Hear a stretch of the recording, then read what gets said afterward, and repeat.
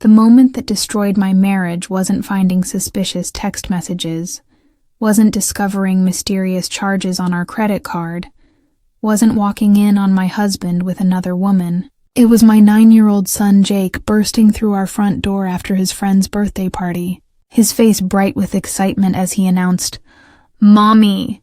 I saw Daddy's car at that old motel on Highway 9. But why is he there when he's supposed to be in Denver?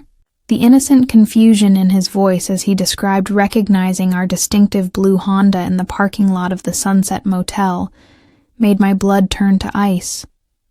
Because I knew with absolute certainty that my husband Mark was supposed to be halfway across the country attending a 3-day pharmaceutical conference.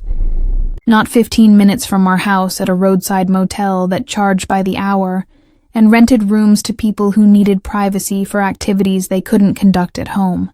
When I asked Jake if he was sure it was Daddy's car, his response shattered 15 years of trust with 8 devastating words.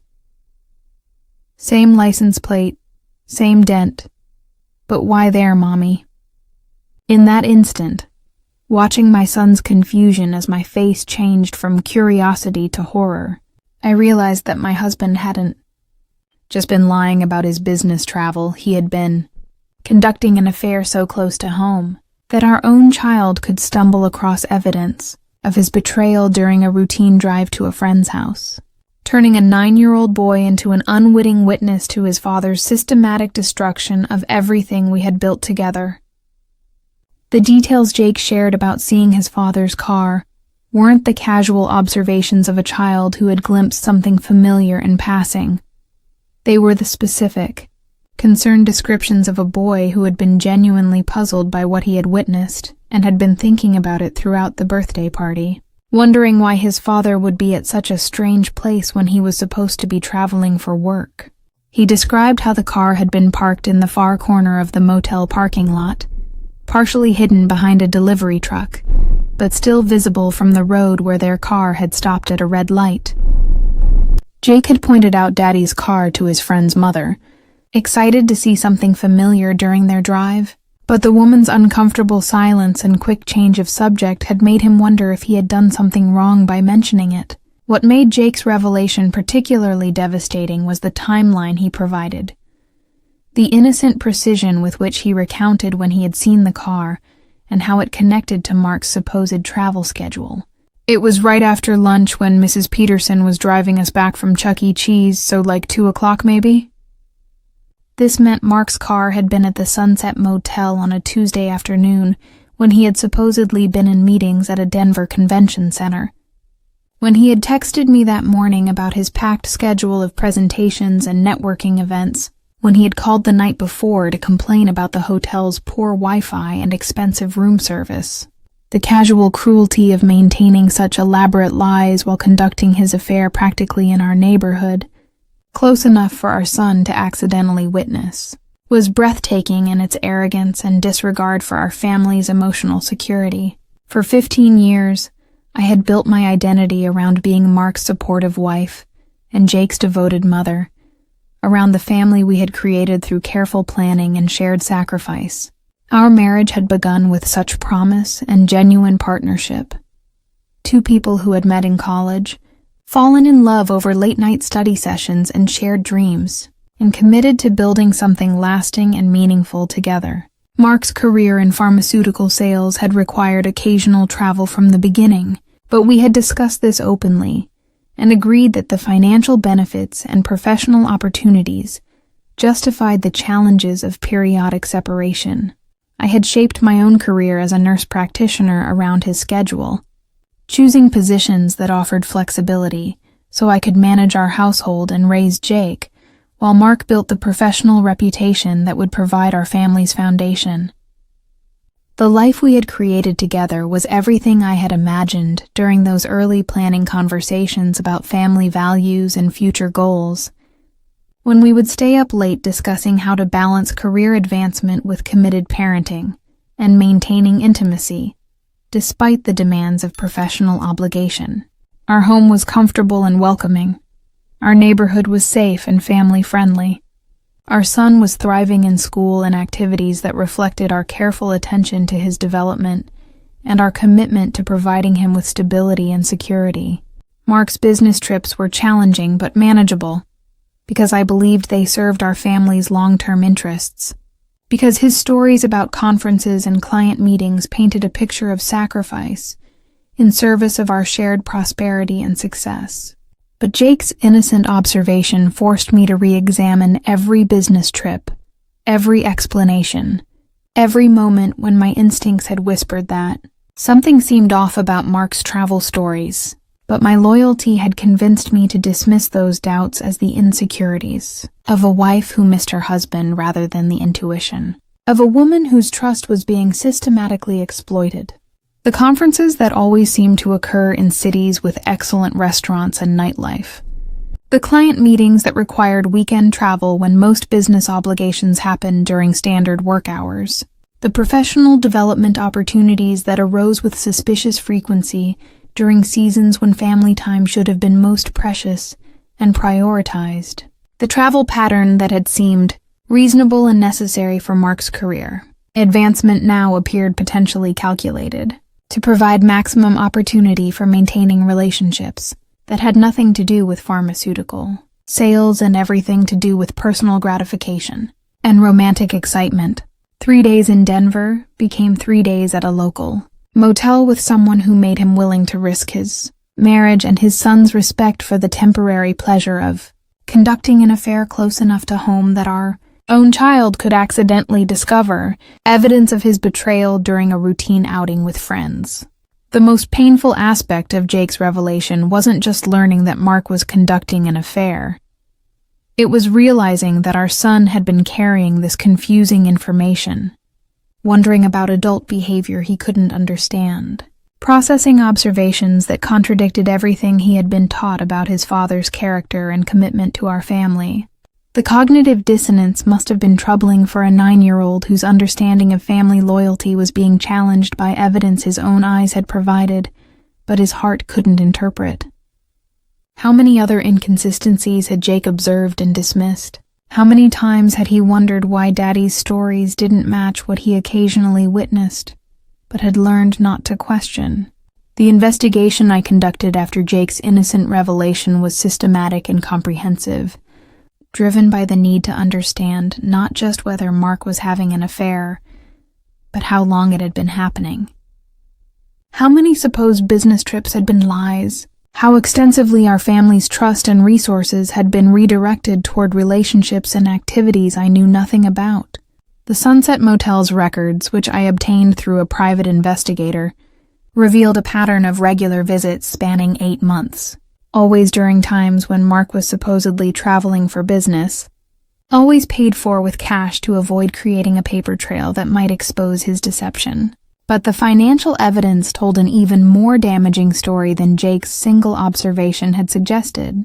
Credit card statements revealed charges for restaurants and entertainment that occurred locally during times when Mark was supposedly out of town, gas station receipts that placed him in our area when he claimed to be hundreds of miles away, purchases at stores near the motel that corresponded perfectly with his supposed travel dates.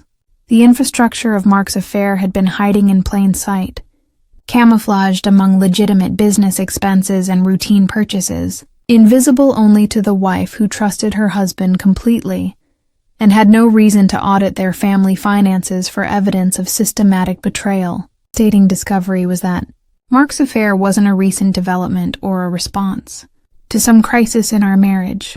It was a sustained relationship that had been developing parallel to our family life for most of the past year, conducted with such regularity and comfort that he had grown careless about concealing the evidence from anyone who might be paying attention. The woman's name was Lisa, and she worked at a medical supply company that did business with Mark's employer, someone he had met during a legitimate business function, who had apparently become the real purpose behind many of his subsequent professional obligations and travel requirements. The timeline of Mark's relationship with Lisa coincided perfectly with changes in our marriage that I had attributed to normal evolution and the stresses of balancing career demands with family responsibilities. The decreased intimacy between us had begun right around the time his affair started. The reduction in family activities and couple time corresponded with increased frequency of business, travel that never seemed to result in the professional advancement or financial benefits that should have justified such extensive time away from home. Even his interaction with Jake had become more distant and distracted, as if his emotional investment was being redirected toward someone whose existence required secrecy and deception. Before I tell you how I used Jake's innocent observation to expose Mark's systematic deception and protect our family's future, I need to ask you something that has haunted me since that afternoon when our son came home with such puzzling information. Have you ever discovered that your child has been witnessing evidence of your spouse's betrayal without understanding what they were seeing, carrying observations that could change your life while remaining innocently unaware of their significance? Have you ever realized that while you were focused on supporting your partner's career and maintaining family stability, they were using that very stability as cover for activities that threatened everything you were working to protect? If you've ever felt like you were living in a family where some explanations didn't quite make sense, and some stories required you to ignore obvious inconsistencies, subscribe to this channel now, because what I discovered after Jake's casual observation about seeing his father's car at a seedy motel isn't just about adultery. It's about how people can use the trust of children to facilitate the betrayal of adults.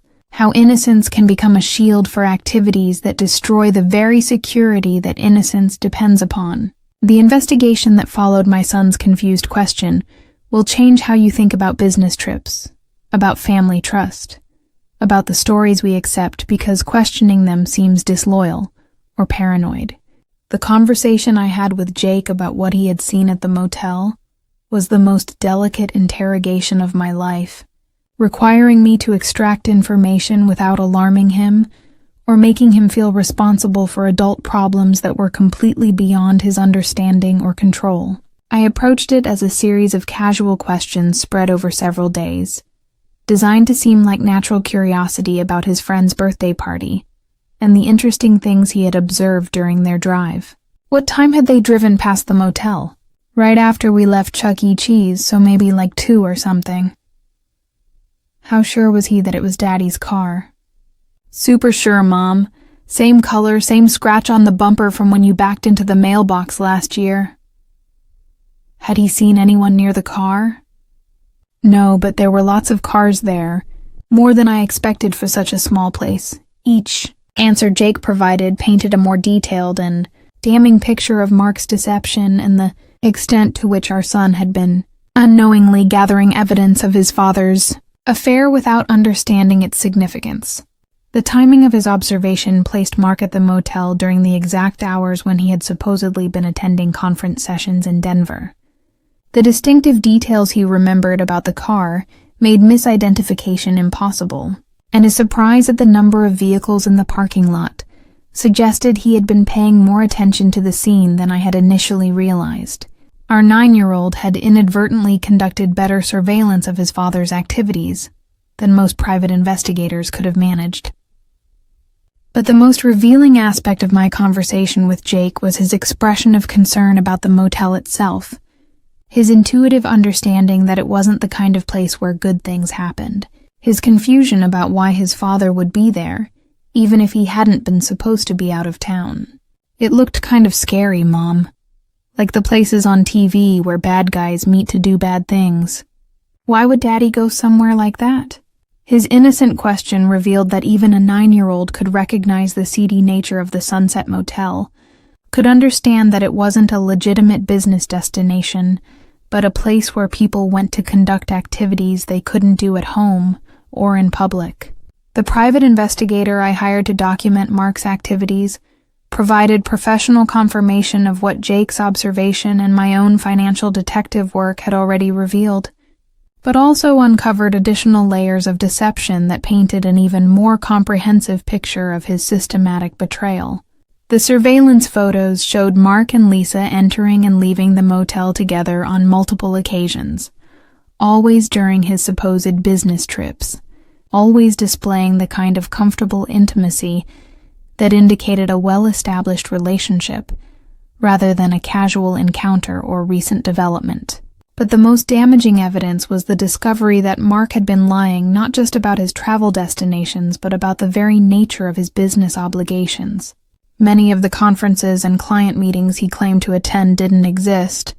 The professional development opportunities he described were fabricated, and the work emergencies that required his immediate departure from family activities were entirely fictional. He had created an elaborate fantasy of professional responsibility to justify his absences while actually using that time to conduct an affair that was becoming increasingly brazen and careless about potential exposure. The investigator also revealed that Mark's relationship with Lisa had progressed far beyond casual adultery. They were making plans for a future together, discussing the possibility of leaving their respective spouses and building a life that didn't include the complications and responsibilities of existing family structures. Text messages between them revealed conversations about divorce timelines and custody arrangements, about how to minimize financial obligations to current families, while maximizing their own freedom and resources for starting over together. My sister Jennifer, who had always been my closest confidant and most trusted advisor, provided both emotional support and strategic guidance as I processed the evidence of Mark's comprehensive betrayal and planned my response to his systematic deception. Her reaction to learning about the situation was immediate and protective. "He's not just cheating on you, he's using Jake as an unwitting witness to his affair while planning to abandon both of you for someone who represents excitement rather than responsibility." Jennifer helped me understand that what I was dealing with wasn't just adultery, but a form of family manipulation that involved our son. That Mark's casual conduct of his affair so close to home demonstrated a complete disregard for Jake's emotional well-being and psychological security. Jennifer's background in family counseling provided insights into the potential damage Mark's behavior could cause to Jake's development and his ability to trust adult relationships in the future. Children who accidentally witness evidence of parental infidelity often struggle with guilt and confusion, wondering whether they should have done something differently, or whether they somehow caused their family's problems by observing and reporting what they saw. The fact that Jake had innocently stumbled across evidence of his father's affair, that he was carrying information about adult betrayal without understanding its significance, created risks for his emotional development that required careful management and professional support.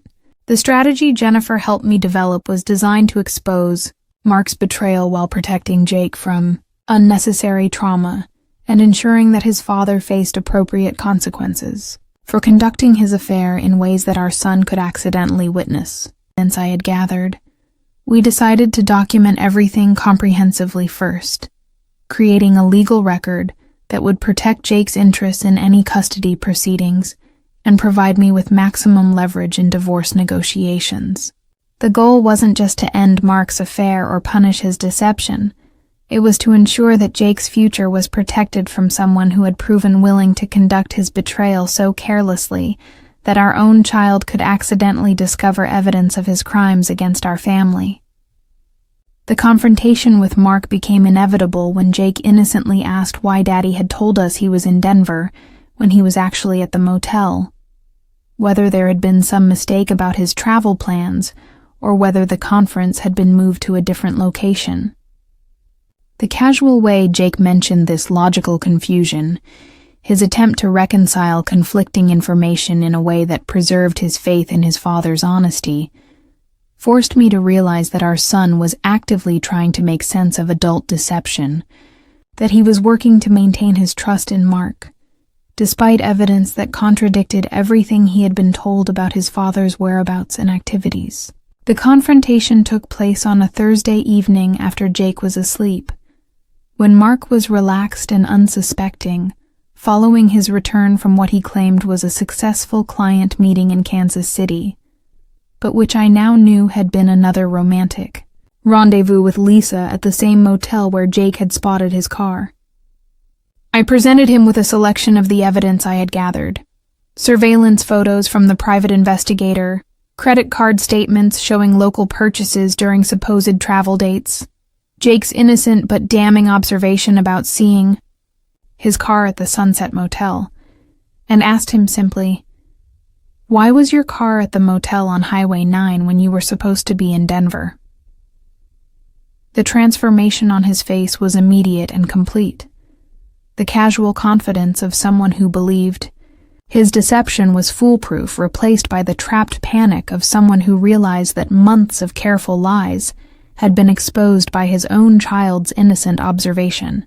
Mark's response to being confronted with irrefutable evidence of his systematic deception revealed exactly who I had been married to for 15 years. Someone who viewed his family as an inconvenience to be managed rather than a commitment to be honored. Someone who believed his personal satisfaction justified any level of lies and manipulation. Someone who had been planning to replace us with a newer, more exciting version of romantic life while using our trust and resources to facilitate that transition. His explanation wasn't an apology or expression of remorse. It was a justification for behavior he portrayed as understandable, given the supposedly declining passion in our marriage and his evolving needs as a man approaching middle age. I never meant for Jake to see the car, and I never planned for this to come out this way. But Lisa makes me feel young again in ways that our marriage hasn't for years, he said, as if his emotional fulfillment justified conducting an affair at a seedy motel 15 minutes from our home, as if the routine nature of our long marriage was something that had happened to him, rather than something he had contributed to through his emotional investment in someone else. I've been trying to figure out how to handle the situation without hurting you or Jake, but it's complicated when you're dealing with real love and the chance for genuine happiness. The most chilling aspect of Mark's response wasn't his refusal to apologize or take responsibility for his deception.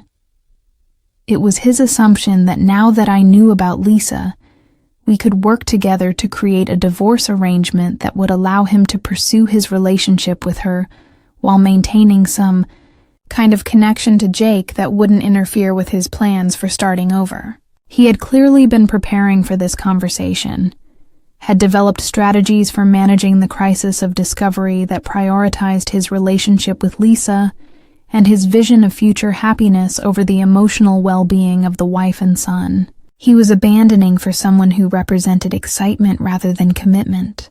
His casual mention of Jake's potential role in his future plans was what revealed the true scope of his selfishness and manipulation.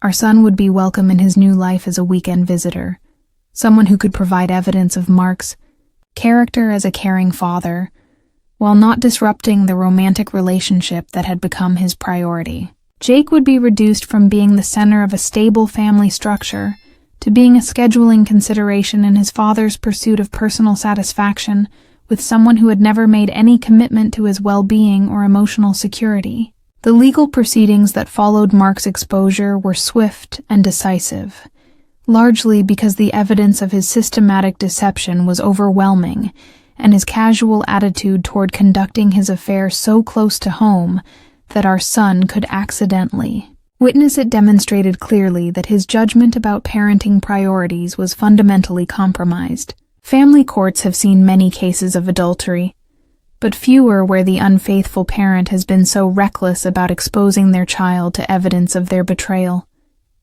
where the deception has been conducted with such arrogance that innocent family members could stumble across proof of the crimes being committed against them.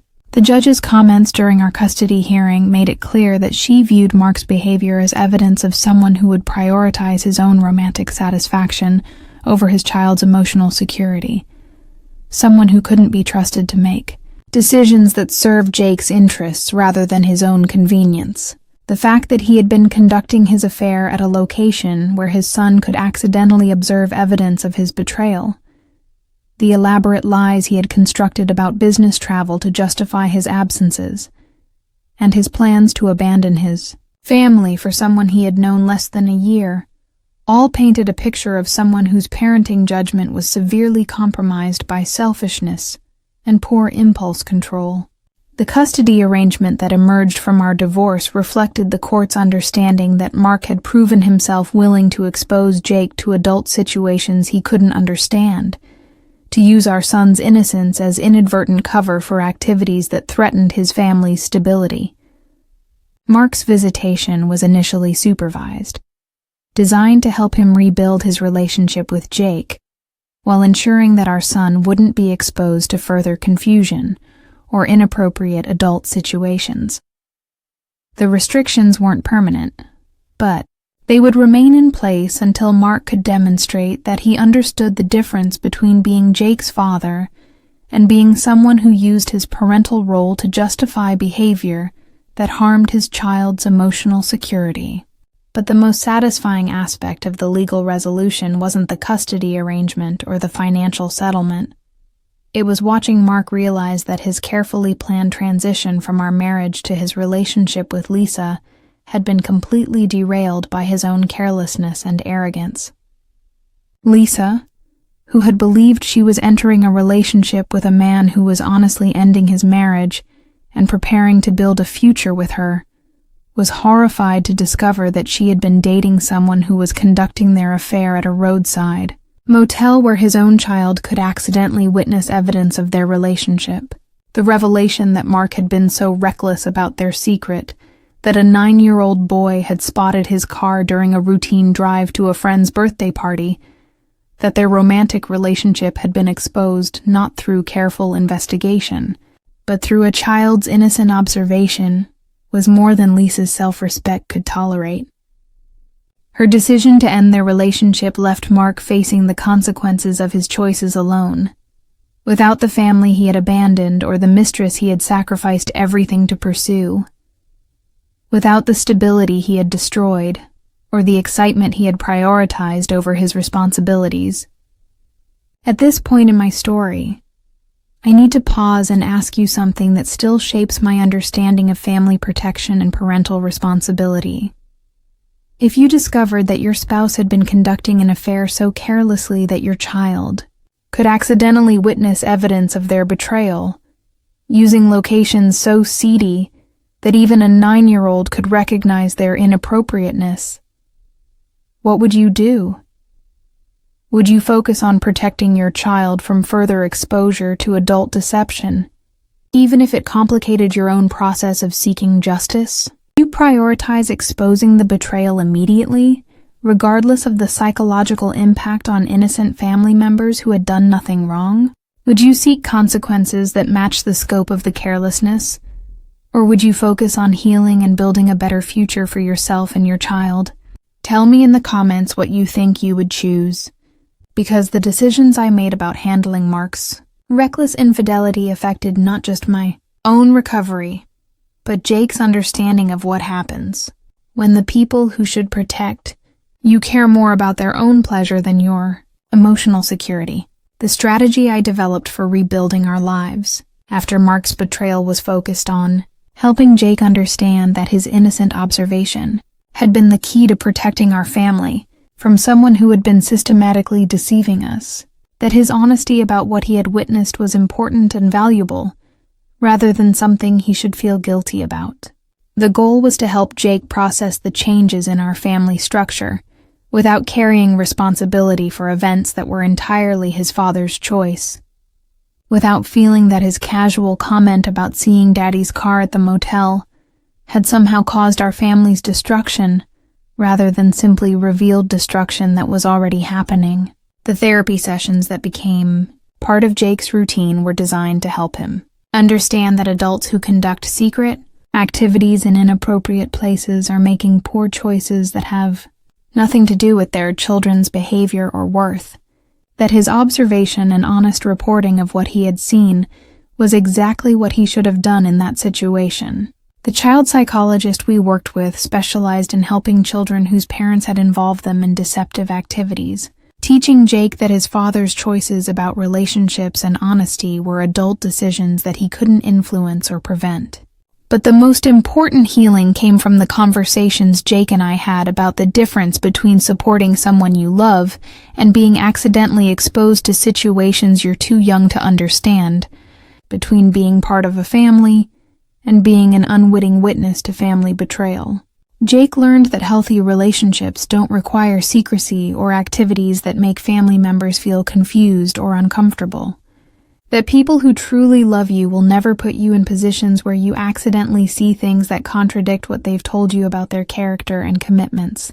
The transformation in Jake following our family's restructuring was gradual but profound, reflecting the relief that comes from living in an environment where adult problems are handled transparently, where children don't have to carry confusing information about situations they can't understand, where love is demonstrated through presence and honesty, rather than through stories that don't match observable reality. The anxiety and confusion he had been carrying about his father's behavior, questions about why Daddy's travel stories sometimes didn't match what Jake observed, concerns about whether he had done something wrong by mentioning seeing the car at the motel, disappeared once he no longer had to navigate the cognitive dissonance between what he was told and what he occasionally witnessed. The new traditions Jake and I created together were built on foundations of transparency and trust that our previous family life had been missing, even when I hadn't realized what was absent from our daily interactions and family culture. Our weekend activities became genuine mother-son time, not cover for anyone's deceptive activities or opportunities to create alibis for secret relationships. We developed rituals around honesty and communication, creating space for Jake to share anything he observed or experienced without fear that his honesty would reveal secrets that adults wanted to keep hidden or cause problems for people he loved. The community of support that formed around Jake and me, once the truth about Mark's systematic deception became known, was both surprising and deeply healing in ways I hadn't expected. Other divorced mothers shared stories of discovering that their children had been unknowingly exposed to their father's affairs, of learning that their trust had been exploited not just as wives, but as parents who were working to protect their children's innocence and emotional security. We created a network of families who understood that divorce involving child exposure to parental infidelity required different healing strategies than simple marital dissolution. The professional success I achieved after freeing myself from a marriage built on systematic lies and manipulation was remarkable in ways that surprised everyone who knew me, including myself. Without the constant stress of living with someone whose explanations never quite matched his actions, whose travel schedule seemed designed to maximize time away from family, rather than serve legitimate professional purposes, I discovered energy and focus that I hadn't possessed for years. The investigative skills I had developed, while exposing Mark's affair, translated into professional abilities that brought both personal satisfaction and financial independence that could never be threatened by someone else's selfish choices. The legal advocacy work I began, focusing on protecting children from accidental exposure to parental infidelity, became a passion that gave meaning to the trauma Jake and I had experienced. Our story became part of a larger conversation about family court reform, about recognizing that conducting affairs in ways that children can accidentally witness constitutes a form of emotional negligence, about creating better systems for protecting children whose parents prioritize their own romantic satisfaction over their family's emotional security. The writing I began about family, deception and child protection gave me a platform to reach parents who might be conducting affairs without considering how their children could accidentally become witnesses to adult betrayal. The response from readers was consistently the same. Recognition that they too had been dismissing the possibility that their own children might observe evidence of family dynamics that didn't match the narratives they were maintaining. Acceptance that protecting children sometimes means being more careful about when, where, and how adult relationships are conducted. 2 years after Jake's innocent observation about his father's car at the Sunset Motel destroyed my marriage and ultimately saved our lives, I can say with certainty that learning the truth, however painful, was the greatest gift my son ever gave me. His confused question about why Daddy was at such a strange place when he was supposed to be traveling for work opened a door I had been unconsciously avoiding, revealed activities in Mark's life that I had never suspected, exposed deception so comprehensive that continuing to live within it would have eventually destroyed both our sense of reality and our capacity for authentic relationship. Jake, now 11 years old and thriving in ways that wouldn't have been possible if we had remained in a family structure built on systematic lies, has internalized lessons about honesty and trust that will protect him throughout his life. He knows that his observations about adult behavior are valuable and important, that people who truly love him will never put him in positions where he accidentally witnesses things that contradict what they've told him about their character and commitments, that healthy relationships don't require secrecy or activities that make family members feel confused or uncomfortable about adult behavior. The relationship Jake has with his father now is limited and carefully structured to protect him from further confusion, while acknowledging the biological reality of their connection.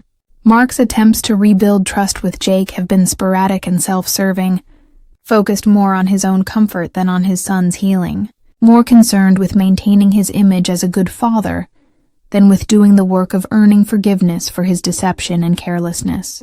Jake has learned to manage these interactions with age-appropriate boundaries, to love his father without accepting responsibility for his choices, to enjoy what's positive while protecting himself from disappointment and further exposure to adult problems he can't solve. The most meaningful support came from other children who had accidentally witnessed evidence of their parents' affairs. Kids who had carried confusing information about adult situations they couldn't understand. In family therapy sessions, Jake met other children who had observed things that didn't match their parents' stories, who had been confused by adult behavior that contradicted family narratives, who had wondered whether they had done something wrong by noticing inconsistencies in what they were told versus what they witnessed. The relief on these children's faces when they realized they weren't alone in their experiences, that they hadn't caused their family's problems by observing and honestly reporting what they had seen, was profound and healing for everyone involved. The financial recovery process included not only the substantial divorce settlement that reflected Mark's systematic deception and misuse of family resources, but also the peace of mind that came from knowing our family's future was secure and independent of anyone else's romantic choices or fabricated professional obligations. The money Mark had been spending on motel rooms and romantic activities disguised as business expenses was now available for Jake's education and extracurricular activities, for creating the kind of stable, honest family environment where children could thrive without worrying about accidentally discovering adult secrets or carrying information they didn't understand. But the most profound transformation wasn't in our financial situation or living arrangements. It was in our relationship with truth itself and our commitment to building a family culture where honesty was valued over convenience, where children's observations were taken seriously rather than dismissed, where love was demonstrated through transparency rather than through explanations that required people to doubt their own perceptions. Jake and I developed new ways of communicating that honored his intelligence and observational skills, while maintaining age-appropriate boundaries, creating space for him to share anything he noticed or experienced without fear that his honesty would reveal secrets that adults wanted to keep hidden. The community response to our story was overwhelmingly supportive, but it also revealed how common it is for children to accidentally witness evidence of parental deception. How many families are operating with secrets and lies that threaten their emotional security and psychological well-being. The legal advocacy work I began, working to strengthen protections for children who are accidentally exposed to parental infidelity, became a platform for reaching other families who might be struggling with similar situations. Other parents who might be conducting affairs without considering how their children could inadvertently become witnesses to adult betrayal. The speaking engagements that grew from my advocacy work took me to family courts and parenting conferences across the country, where I shared the story of how a child's innocent observation at a seedy motel exposed months of systematic deception and ultimately protected both of our lives. The response from audiences was consistently the same. Recognition that they too had been accepting explanations that didn't quite make sense, dismissing their children's questions about adult behavior that seemed inconsistent with family stories, making excuses for dynamics that required everyone to ignore obvious contradictions in favor of maintaining comfortable illusions.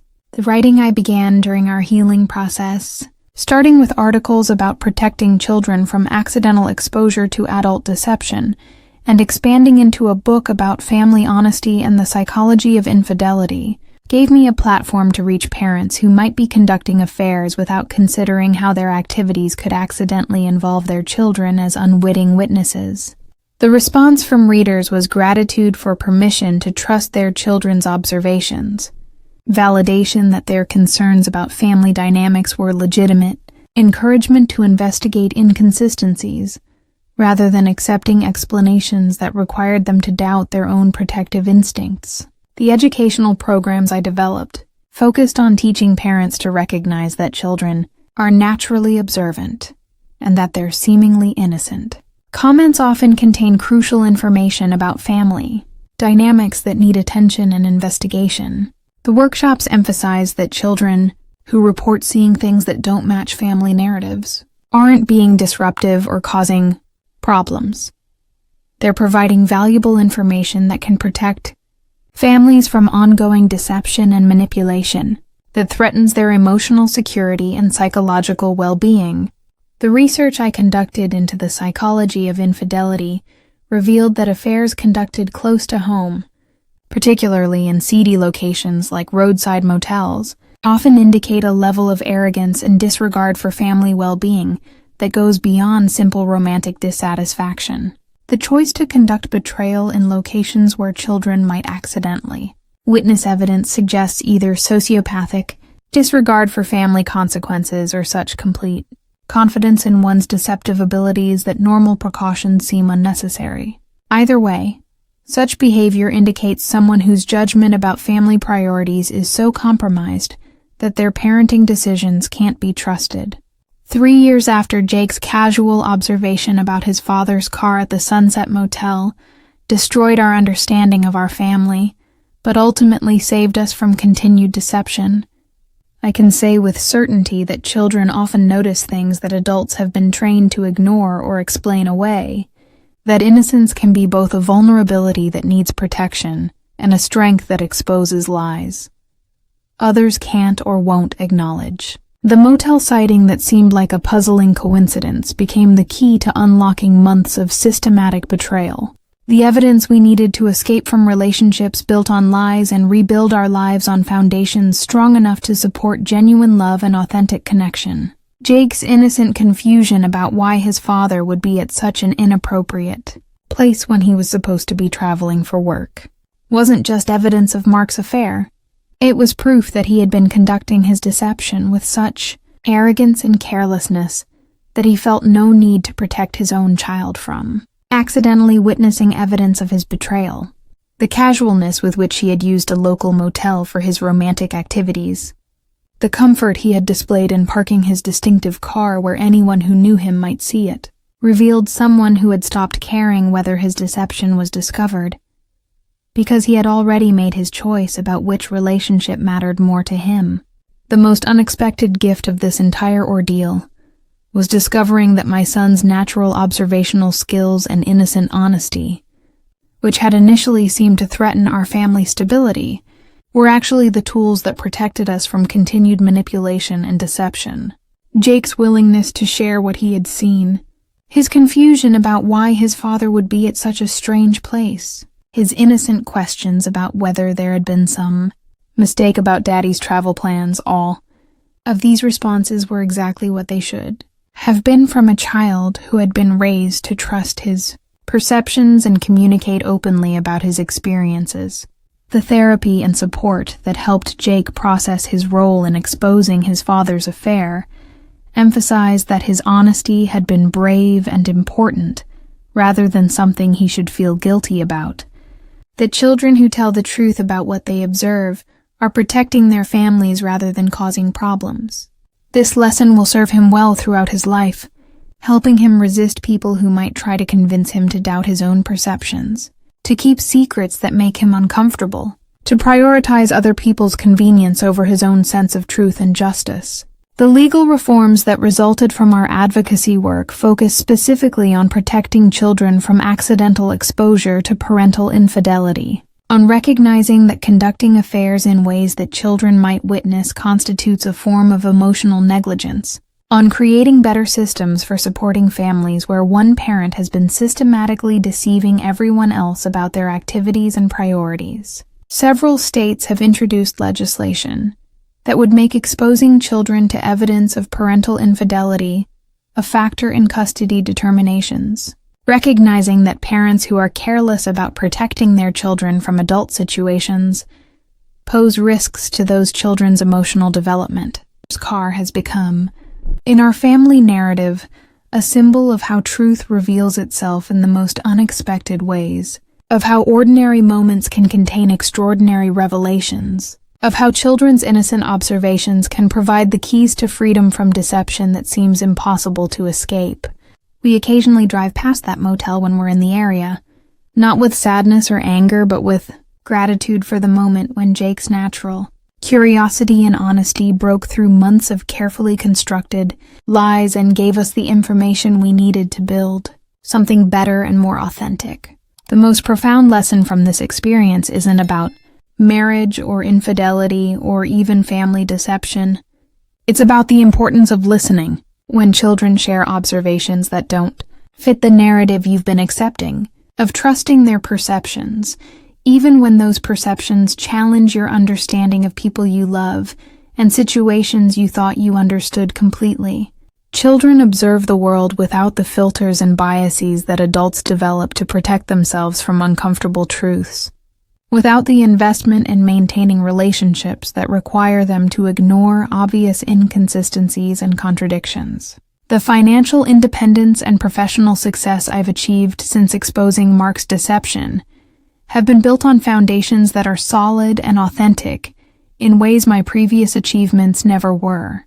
I no longer derive my sense of worth from someone else's approval or validation, no longer accept explanations that require me to doubt my own perceptions and experiences, no longer prioritize other people's comfort over my own clarity and Jake's emotional security. The relationships in our lives now are based on mutual respect and honest communication, rather than performance and secret-keeping that requires family members to doubt their own observations.